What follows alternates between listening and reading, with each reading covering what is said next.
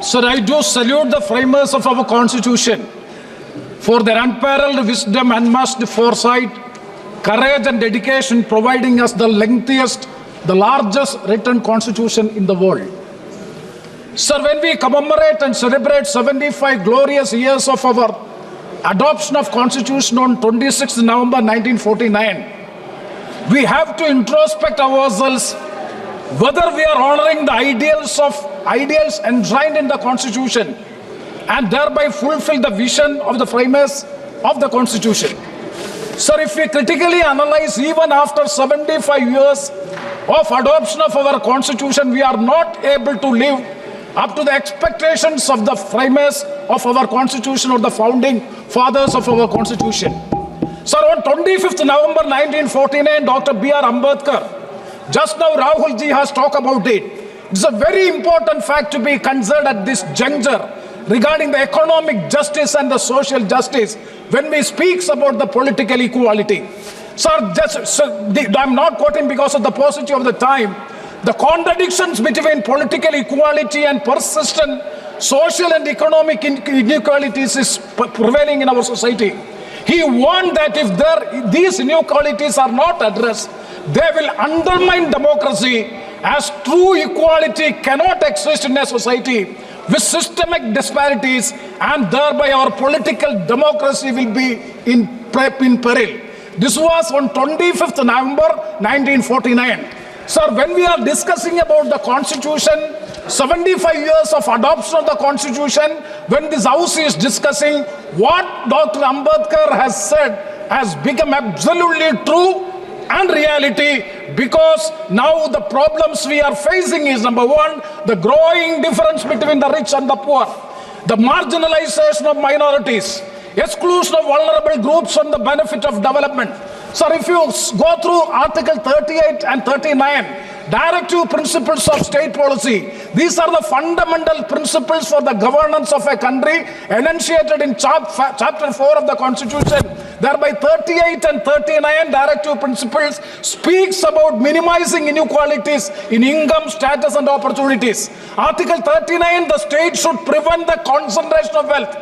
Prevention of the concentration of wealth and the means of production, and to secure economic and social justice. These are 38 and 39. Sir, let us see the BJP-led NDA government during the last 10 days is trying their level best to concentrate the wealth and the means of production, in particular few companies. It is against the directive principles of the state policy, and this is an attack on the constitution, because the directive principles of policy, directive principles of state policy is the clear directive the government so as to have a welfare state in our country, but the government is diametrically opposite to the directive principles of such policy. I'm not naming the company because almost all the honorable members have cited that the government in particular and is believing in the economic philosophy that is a concentration of wealth on few companies or families. They are under the impression that they can provide the employment and thereby the economic will grow. Sir, when we think about the fastest growing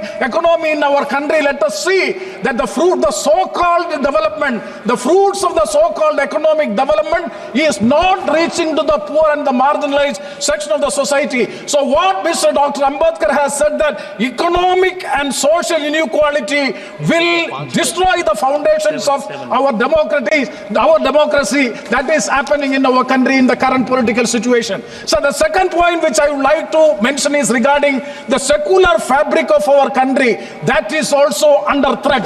Sir, in the last election, we all know that the Honorable Prime Minister in this house as well as outside in the election campaign always talking about the paar, 400 plus seats we will come back with absolute majority. So what is the intent of having 400 plus seats? The intent is that they want to change and alter the basic characters of the constitution, for which 2/3 majority is required. That is the reason by which paar or 400 plus. But the people of India, the electorate, the people of India have decided not to give absolute majority to this government, because they want to protect the secular fabric of the country, the democratic fabric of the country, if they have got this absolute majority of 400 plus seats, definitely the basic characters of the constitution, that is a secular democracy of the constitution, enunciated as the basic characters of the constitution,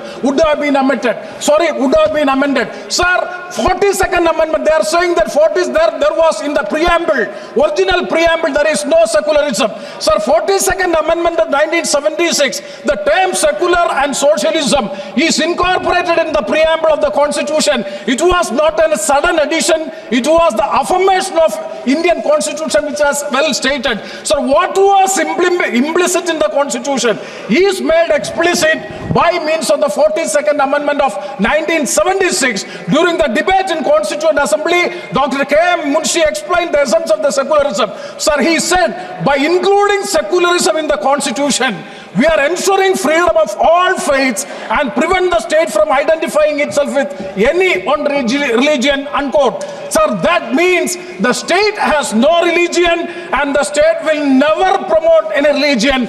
But now in India, we are all seeing that what is happening in this country, promoting a particular religion and religious activities are being done by the government, done by the constitutional post. It is totally against the basic principles of our constitution, and secularism is inside. The rise in the hate crimes, communal polarization, marginalization of the religious minorities, definitely it will lead to the erosion of the secular fabric. So a country like India having the multi-religious and the pluralistic society, definitely the uniting factor of this country, 140 crores of people of India. What is the uniting factor?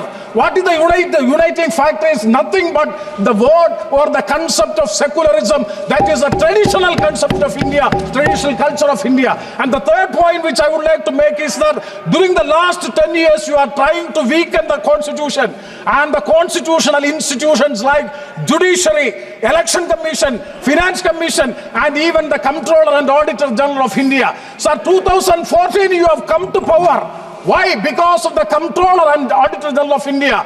2G scam, Raja is here, 2G scam, 3G scam, Commonwealth Games. Sir, why nowadays no report is coming against the government from the Comptroller and Auditor General of India?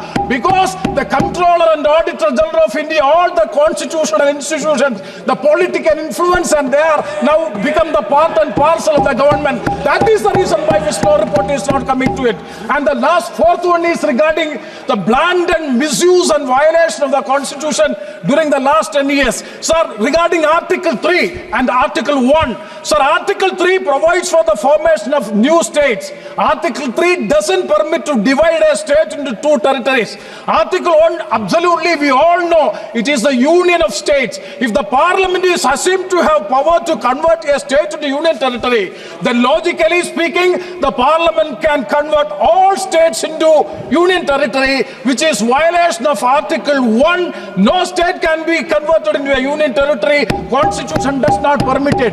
That means, yes, sir, I'm with one more point. I'll conclude. That means the division of Jammu Kashmir state into two union territories doesn't have the constitutional sanction. Sir, please, sir, the last point is Article 11. I'm now going to Citizenship Amendment Bill, and also the court. Finally, I would like to say, Dr. B.R. Ambedkar, who talks about the constitutional morality. Sir, I quote, constitutional morality is not a natural sentiment. It has to be cultivated. Sir, 2 seconds, I will conclude. Sir, in the current political climate, constitutional morality has been replaced by majoritarianism. Institutions which are meant to act as checks and balances against authoritarianism are being undermined with judiciary, media, and even the parliament being reduced to mere spectators. At this juncture, sir, 75 years of adoption of Indian Constitution, we have to cultivate the culture of constitutional morality. Let us reject the policies of hate and division and recommit ourselves to the constitutional morality. Thank you, sir. Let us make justice, not privilege, as the cornerstone of governance. With these words, I conclude. Thank you very much, sir.